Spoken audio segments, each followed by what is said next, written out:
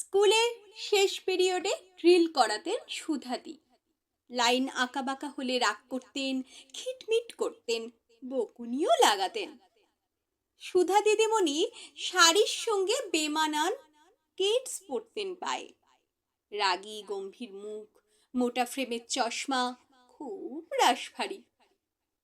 আমরা সুধাদির উপর বেজায় চটে যেতাম। রোজ ঠাকুরকে বলতাম কাল সুধাদির খুব জ্বর হোক, যেন স্কুলে না আসতে পারে। ঠাকুর আমাদের ছোটদের কথা শুনতেনই না। সুধাদি কোনো দিন অ্যাবসেন্ট হতেন না। আমরা সুধাদিকে মোটেও ভালোবাসতাম না। ভালোবাসতাম মঞ্জুরি দিদিমণি, গায়ত্রী দিদিমণিকে। ওদের ক্লাস কখনোই কামাই করতাম না। ভালোবাসতাম কাবেরী দিকে, কি সুন্দর দেখতে ছিলেন। স্কুল ছেড়ে কলেজ যাবার সেই রোমাঞ্চকর দিনগুলোয় বর্দি, গায়ত্রীদি, কাবেরীদি সবাই বলেছিলেন, দেখো বড় জায়গায় যাচ্ছ, স্কুলের নামটা বজায় রেখো। মার্কশিট আনতে গিয়ে হঠাৎই খুব মন খারাপ করে গেল। চেনা ঘরগুলো, চেনা উঠোন, চেনা সিঁড়ি, চেনা ঘন্টা, আর টিচার্স রুম, কলতলা, সবকিছুই যেন কি ভীষণ মায়াময় মনে হলো। স্কুলের মাঠের একপাশের সেই অশোক ফুলের গাছটা দেখে হঠাৎই কেমন চোখের পাতা ভিজে এলো।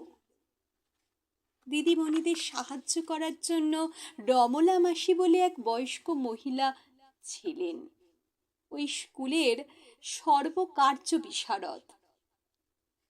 শেষ বেলায় সেই রমলা মাসিকেও দেখেও কেমন যেন স্বজন হারানোর কষ্ট গুমড়ে উঠল বুকটা।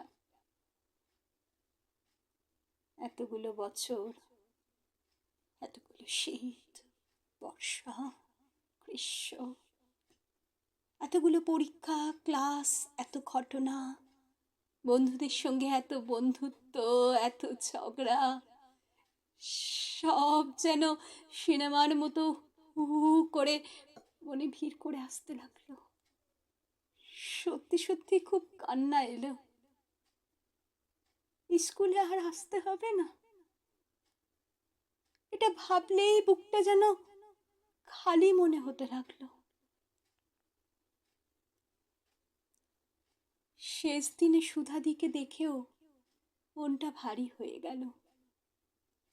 ভারী চশমার আড়ালে ক্ষীণ চোখ, পায়ে কেটস, সাধারণ শাড়ি।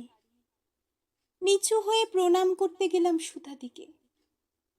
তখন বিকেল শেষ হচ্ছে। গধূলির নরম আলো এসে পড়েছে সুধাদির কপালে, অন্য রকম দেখাচ্ছে সুধাদিকে।